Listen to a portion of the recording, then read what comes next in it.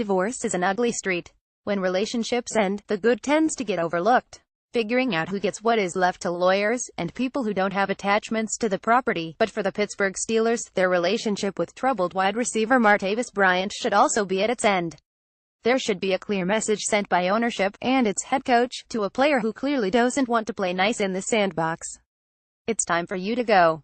The evolution of the 2017 season has been one that very few, if any, thought would go the way it has. The offense, which many felt would lead the league in every statistical category, hasn't had the punch people expected. The defense was better than many had also counted on.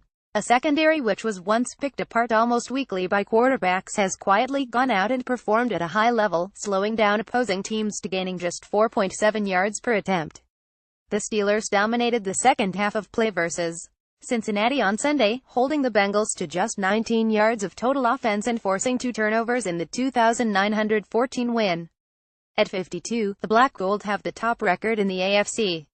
If the playoffs were to start today, they would own the top seed and have a first-round bye. Ben Roethlisberger has bounced back from his 5-pick effort against Jacksonville 3 weeks ago. He's averaged 10 yards per pass since then, and that's a big positive. But for some reason, the good vibes the Steelers are having as of today don't seem to be rubbing off on Bryant, who thinks this is about him. The me show. Time to show him the door. To show there is no room for this behavior, period. There can't be. The Steelers are poised to make a run at a 7th Vince Lombardi trophy. The last real shot at glory with a Hall of Fame quarterback, offensive weapons at the ready and what appeared to be an improved defense. And this included Martavis Bryant back to use.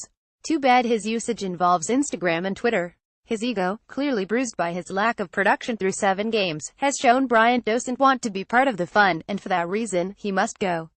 Now, you may say that's a bad idea. That his presence alone on a field draws a second defender and allows a kid like Juju Smith-Schuster to get loose in single coverage situations, like the one Sunday. That cutting him would put the team at a disadvantage. Guess again. This club can win without him. Perhaps his presence on the field does free up Antonio Brown and others to draw single coverage, but I don't see that changing much, even with him gone. For years Mike Tomlin has been known as a player's coach, being able to relate to the people he's preparing to go into battle. At his weekly press conference on Tuesday, Tomlin reiterated his, and the club's, stance on not trading Bryant, saying, "We've invested a lot in Martavis since we drafted him. He's not available via trade." Do you think Bill Belichick would put up with something like this? You know the answer to that question. The Steelers have set a precedent before in cutting ties with a disgruntled player and getting nothing in return.